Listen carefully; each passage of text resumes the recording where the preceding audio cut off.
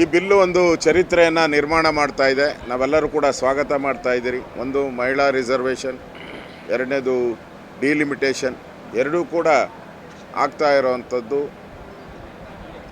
ಒಳ್ಳೆಯದು. ಯಾಕಂದರೆ ಹಿಂದೆ ಈ ಬಿಲ್ ಬಂದಾಗ ಜನಸಂಖ್ಯೆ ಕಡಿಮೆ ಇತ್ತು, ಈಗ ಜನಸಂಖ್ಯೆ ಜಾಸ್ತಿ ಆಗಿದೆ.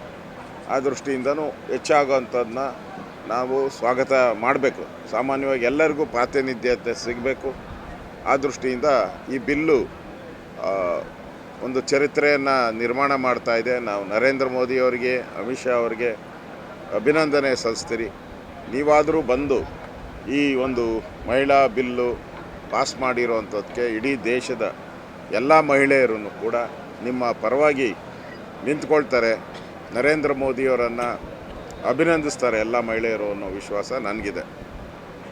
ಕಾಂಗ್ರೆಸ್ ಅವರು ಇದರಲ್ಲಿ ಮೊಸರಲ್ಲಿ ಕಲ್ಲು ಹುಡ್ಕೋತಾರ. ಹಿಂದೆ ಎಲ್ಲ ಮಾತಾಡ್ತಾ ಹೇಳ್ತಾಯಿದ್ರು ಈ ಮಹಿಳಾ ರಿಸರ್ವೇಷನ್ ಬಿಲ್ ಏನಿದೆ ಅದನ್ನು ನಾವು ಸ್ವಾಗತ ಮಾಡ್ತೀರಿ ಅಂತ. ಈಗ ಕಿತಾಪತಿ ತೆಗಿತಾ ಇದ್ದಾರೆ.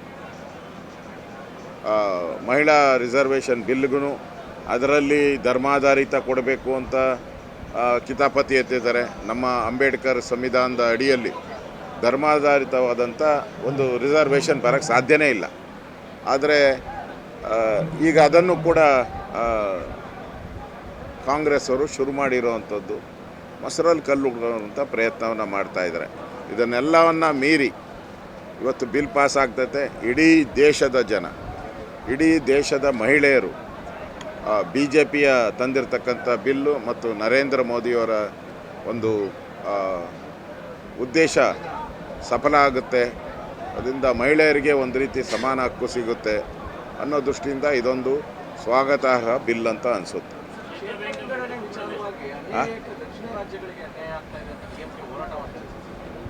ಅವ್ರಿಗೆ ಬುದ್ಧಿ ಕಡಿಮೆ ಇದೆ. ಅದಕ್ಕೋಸ್ಕರ ಬುದ್ಧಿ ಕಡಿಮೆ ಇರೋರು ಸ್ಟಾಲಿನ್ ಒಬ್ಬರೇ. ತಮಿಳ್ನಾಡು ಹಂಗಿಲ್ಲ. ತಮಿಳ್ನಾಡಲ್ಲೆಲ್ಲ ಒಳ್ಳೆ ಜನ ಇದ್ದಾರೆ. ತಮಿಳ್ನಾಡಲ್ಲೂ ಕೂಡ ಪ್ರಗತಿಪರರು ಇದ್ದಾರೆ, ಒಳ್ಳೆ ಜನ ಅದ. ಸ್ಟಾಲಿನ್ಗೆ ಬುದ್ಧಿ ಕಡಿಮೆ. ಈಗ ಜನಸಂಖ್ಯೆ ಆಧಾರದ ಮೇಲೆ ಏನು ಮಾಡ್ತಾ ಇಲ್ಲ.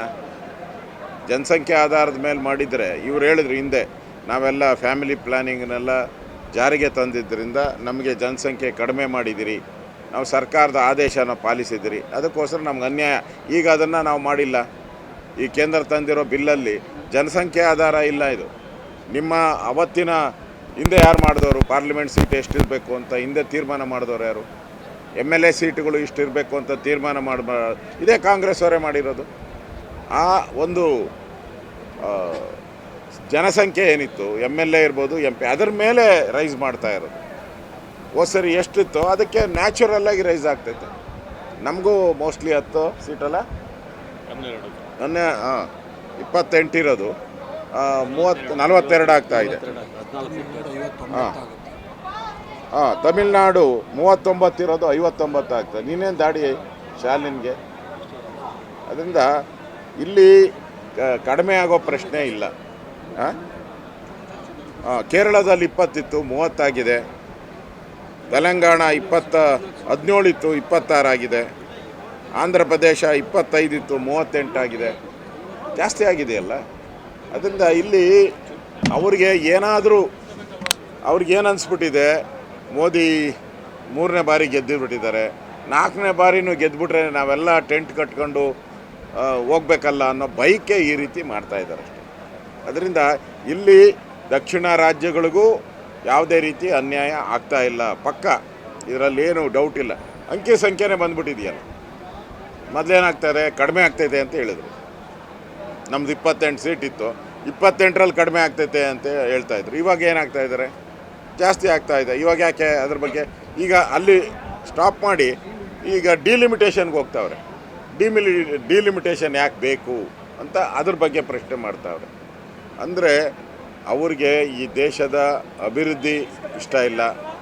ಅವ್ರೇನು ವಂಶ ಪರಂಪರೆ ಆಡಳಿತ ಬರ್ತಾ ಇದೆ ರಾಹುಲ್ ಗಾಂಧಿದು, ಅದಕ್ಕೆ ಪೂರಕವಾಗಿ ಕಾಂಗ್ರೆಸ್ ಅವ್ರು ಮಾತಾಡ್ತಾ ಇದ್ದಾರೆ ಅಷ್ಟೇ. ಅದು ಬಿಟ್ಟು ಇದರಲ್ಲಿ ಯಾವುದೇ ರೀತಿ ದಕ್ಷಿಣ ರಾಜ್ಯಗಳಿಗೆ ಅನ್ಯಾಯ ಯಾವುದೇ ಕಾರಣಕ್ಕೂ ಆಗಿಲ್ಲ, ಆಗಕ್ಕೂ ನಮ್ಮ ನರೇಂದ್ರ ಮೋದಿಯವರು ಬಿಡಲ್ಲ. ಕರ್ನಾಟಕ ನ್ಯೂಸ್ ಡಿಜಿಟಲ್ ಚಾನಲನ್ನು ಈಗಲೇ ಸಬ್ಸ್ಕ್ರೈಬ್ ಮಾಡಿ. ಧನ್ಯವಾದಗಳು.